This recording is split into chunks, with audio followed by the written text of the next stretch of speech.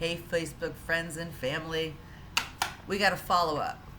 The district has responded finally. So I cannot read this verbatim because we signed a confidentiality agreement when we filed for due process.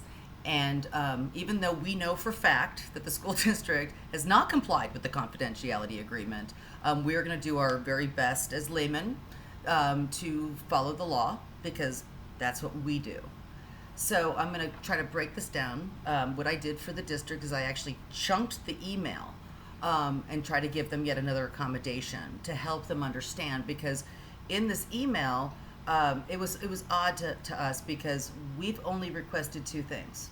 That was change Ben's eligibility to the proper federal criteria and to give him a transcriber in tutoring. But all of a sudden they've thrown all this other stuff in the email. This is what we call in our world gaslighting, because a lot of it's complete bullshit.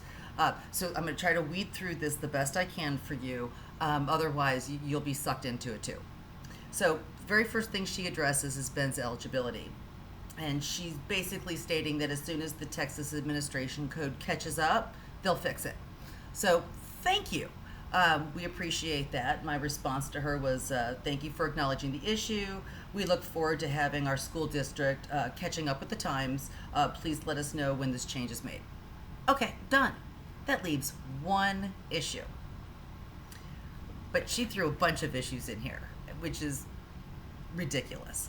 So essentially what they're saying is that Ben is not entitled to a transcriber in tutoring because she's quoting his paperwork, which we did not sign off on. Okay, we do not agree with it. With amplification, Ben can access speech at normal conversational levels. Well, anybody that puts an FM system on Ben and says, "Can you hear me?" Ben will always say yes, because he knows you're there. He knows you're saying, "Can you hear me?" The question we've asked them to ask him repeatedly is, "Do you understand me?" Which we know for a fact is no. He doesn't understand. He knows someone's talking to him, but he has no idea what's being said. The FM system is just part of his access. So then the next thing with that is that, with amplification, it's a very important term. It's using what's called mitigating measures. So if you're going to put an FN system on a student who's deaf or hard of hearing, you cannot use that to determine his eligibility. So right here in her email, the woman who's in charge of 504s and ADA law actually states with amplification. So she's wrong. Now, we're going to try to stay on topic. We're going to try to stay with what the issue is at hand, because, again, this is so normal to try to throw parents off by throwing a bunch of other things at them, acronyms and all sorts of things that the parents generally don't understand because they don't live in that world. So with the FM system, with the type well in tutoring, which is funny, because if he doesn't need it in tutoring, why would he need it in the classroom? Now, the same FIE that she's referring to, which is an evaluation, the same evaluation she's referring to, we actually, in the same FIE, proved that he most definitely needed transcription.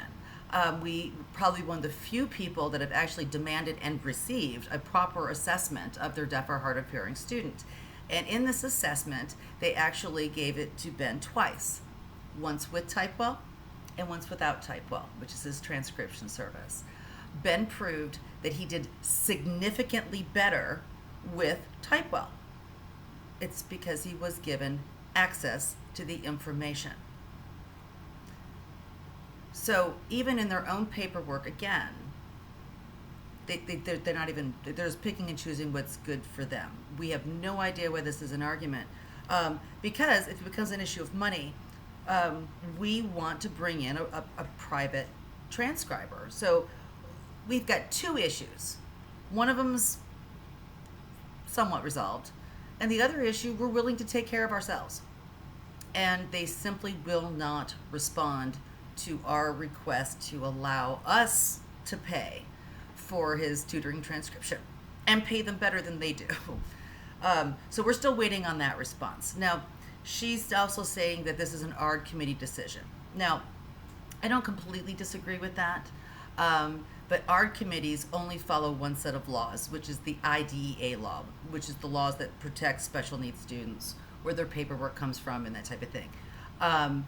Whereas this is not an issue of the IDEA, this is an issue of 504 and ADA. They are simply discriminating against a disabled person, not giving him full access to his community. And so we've requested to go to ARD, just simply going through the procedure with them. That's what they want to do. We'll humor them. It's no skin off our nose. But let me put it to you like this. If a student is in a wheelchair, they have a ramp that allows them access to their school. They have elevators. They have ways of allowing this student to get into his classroom and get access to his education. With Ben, they're not allowing that in tutoring, but in every other aspect.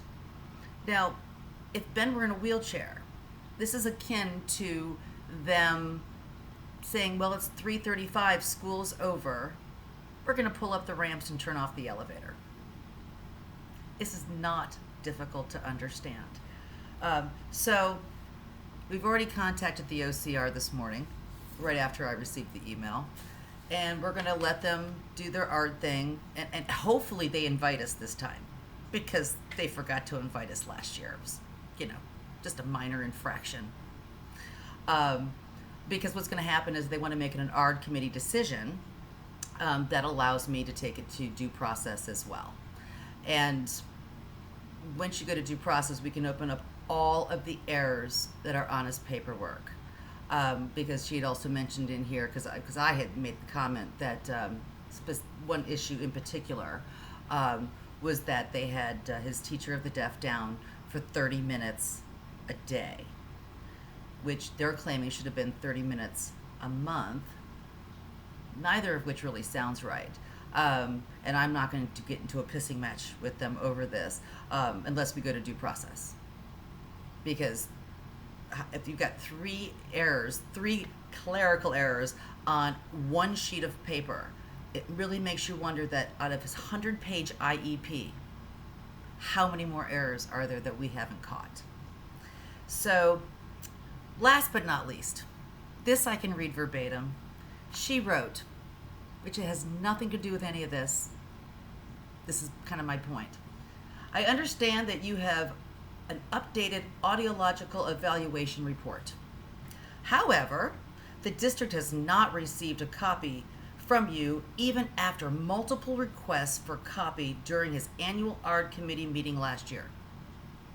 The ARD committee will also consider whether the district should obtain an updated audiological evaluation.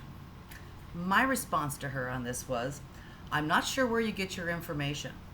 Ben is still deaf, and unless there is new technology that we are unaware of, we do not see his condition improving anytime soon. There have not been multiple requests made to us from LISD for anything. Just because you write it down does not make it true. If this was really an issue, why was it not discussed during our resolution meeting during due process? So I thought, maybe they do need an updated copy. So I contacted Ben's audiologist. And we discovered that the last report they have is from November of 2017.